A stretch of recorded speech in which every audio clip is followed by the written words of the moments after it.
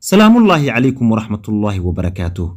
رمضان كريم. سحابة قالقة أهي نكود حريرو هالكن وقيبتي اللباد قصدي الله مقع بحضي نوغوخا إن قروح بدن كلا سعو هالكن قيبها كلا دوان إيشوكوينكا كأوحيسها بدن كسو دوادا قيبتي اللباد إيشيكا عبد الله وحا وكسو دمي عيارتي سدقدق سوء لها الله كبدي قلبي جيسا كدحشدي هلعا كبدي ويدا دارتهد عيارتا أسو قابصدي gabadhii dhex tagtay qalbigii haweenka ka marnaa cibaadaduna ay dhex amirnayd waxa uu galay qolkiisii wax yar ayuu nastay kadibna waxa uu wacay lambarkeedii balse waa uu iska dhacayay cidina kama aysan qaban aad ayuuna uga murugooday 10 daqiiqo kadib ayuu ku celiyay balse cidina ugama jawaabin ugu dambayn damiirkiisii ayaa la hadlay oo ku yiri mar dambe ha wicin oo ha dhibin gabadhan sideebaad gabar wicitaan ugu dhibaysaa wax ka badan mar xitaa haddii ay ka dalbato in aad wacdo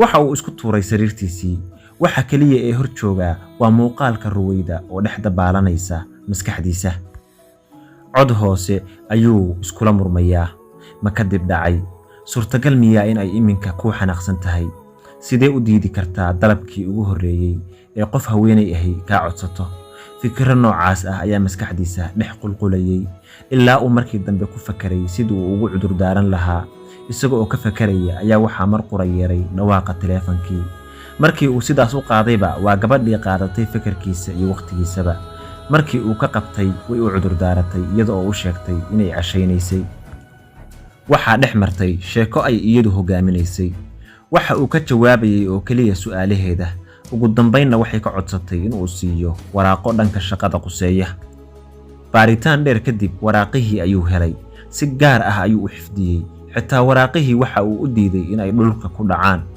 ma uusan garanayn waqtigii uu seexday iyo sidii uu seexdayba waxa uu toosay subaxdii isaga oo kaliya ka fakaraya ruwayda aad ayuu isugu diyaariyay la kulankeeda waxa uu toos u abaaray xafiiskii macallimiinta isagoo aad moodid inuu u socdo ciidii jacaylka waxa uu maanta la kulmi doonaa gabadhii maskaxdiisa weerarka kula wareegtay xafiiskii ayuu galay gudaha ayay ku sugaysay wuxuu islahaa isxariifi fur albaabka sheekada ismutuxi oo mar la arag iska dhig balse markii uu indhaha ka qaaday ayaa hadalkiiba uu ka lumay aaway hadaladii uu soo diyaarsaday tababarkii hadal ee uu waayadanba ku jiray aaway gabaygii ammaanta ahaa ee uu islahaa si qurxoon ugu tiri war aaway caashaqay dhex qotomay ruuxdaada la hadal gabadha balse waa uu iska waayay waxa aan ahayn waa kuwaana waraaqihii aad iga dalbatay hal kelmad ayay ugu jawaabtay oo ahayd hagaag wax yar ayuu aamusay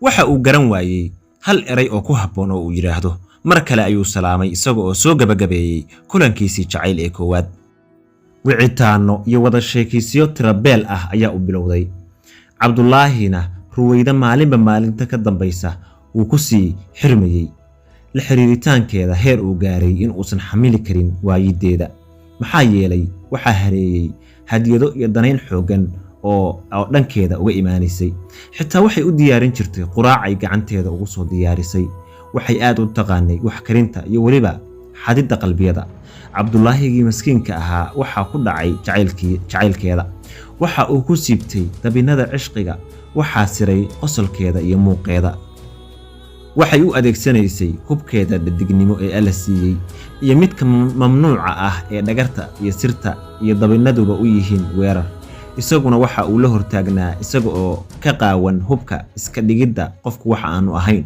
iyo ciyaaraha jacaylka wuxuu u baahnaa saaxiib ama qof u dhow oo kala taliya dabinada haweenka ama barah qaacidooyinka ciyaartan waxa uu u baahnaa cid uga jawaabta miyay jeceshahay mise waxani waa wax gacan ku samays ah waxay sheekadu socotaba ayuu maalin weydiiyay sabab uu gursan weyday waxay ugu jawaabtay wali calafkaygii baan gelin wuxuu weydiiyay wali qof ma jeclaatay mise anaa noqday gacayahaagii koowaad say ugu jawaabtay adiga hortaa cid ma jeclaan laakiin aniga ayaa la i jeclaa waxa ay jeclaaday lawyer aan xafiiskiisa xoghaye ka ahaan jiray markii ay da'daydu ahayd 18 sano markaas oo aan dugsi sare dhameeyay balse hal bil oo kaliya ayaan xafiiskiisa ka shaqaynayay aad ayuu quruxdayda uga helay waliba isagoo xaas leh 2 ilmoodna u joogan waxa uu ugu su'aal jawaab celiyey oo muxuu kuu soo doonan waayey haddii uu ku jecel yahay.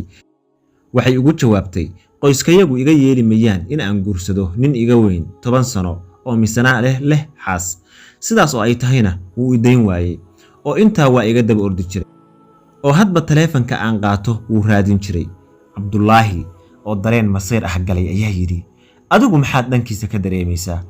waxay ugu jawaabtay, kaasi mar hore ayuu waxa uu ku dhex dhintay caalamka ilowga. waxay ku tiri, adna qof iga horreeya ma aadan jeclaan baan filayaa. suu yidhi, hortaa waxaan jeclaaday gabar abtigay dhalay, laakiin heerka jacaylkan kuwa hayo ma uusan gaarin iyadu waxay jirtay 20 sano, aniguna 13 sano ayaan jiray. aad ayay ugu qosashay, waxayna la yaabtay dambi la'aanta inankan aadka u dhowrsan, wax dumarana weligiis aan xitaa la hasaawin. waxay sheekadu taanba socotaba, Cabdullaahi waxa uu ka fakarayaa sidii uu ku guursan lahaa Ruwayda. ugu dambaynna qoyskiisa ayuu la wadaagay in uu ku fakarayo guur. waxa ay weydiiyeen, waa sidee gabadha? waxa uu tilmaan ka bixiyey qaabkii Rabbi u dhaliyay Ruwayda. hooyadiis iyo gabdhihii la dhashay way soo dhaweeyeen, laakiin markii aabihiis loo sheegay aad ayuu ugu hor yimid. wuxuu yidhi, reerkaas ma nihin dad isku heer ah, aqbalina maayo in wiilkaygu uu guursado gabadhooda. Cabdullaahi waxaa ku dhacday laba daran mid dooro, ma jacaylkiisa ayuu doortaa mise aabihiis oo ay waajib tahay in uusan hadalkiisa hadal saarin ayuu doortaa. xaajo waa ku karuurantay, haddii nafta ayaa isugu timid, taah iyo tabarba waa beelay. tahan ayay u ahayd habeen walba, toos ayaa haraysay naftiisii.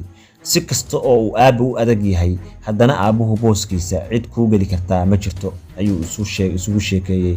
jacayl waa heli kartaa, laakiin waalid haddaad weydo dib u heli maysid. go'aan ayuu qaatay inuu soo afjaro xiriirkan. wuu wacay isaga oo diidan inay ku aragto xaalad daciifnimo ah.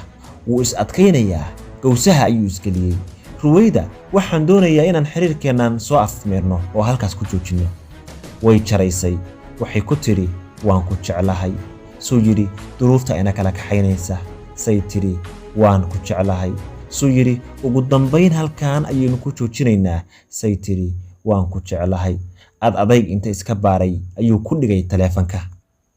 subaxdii Cabdullaahi waxa uu aaday qolkii macallimiinta. waxa uu maqlay cod oohin ah oo hoose. hadduu dhanka cod ka aaday, waxa uu u maleeyey ilmo yar oo meesha ku ooyaya oo habow ah. markii uu yimid, mise waa Ruwayda oo ooyeysa, haaraamaysa nasiibkeedan xun, haylhaylaysa dharkeeda, madaxeedu fooraro, ilmadeedu noqotay sida roob oo kale. dareen xanuun badan ayaa isku dhiimay. xaalkoodu halkee ayuu ku dambayn doonaa? la soco qaybta 3aad ee sheekadan.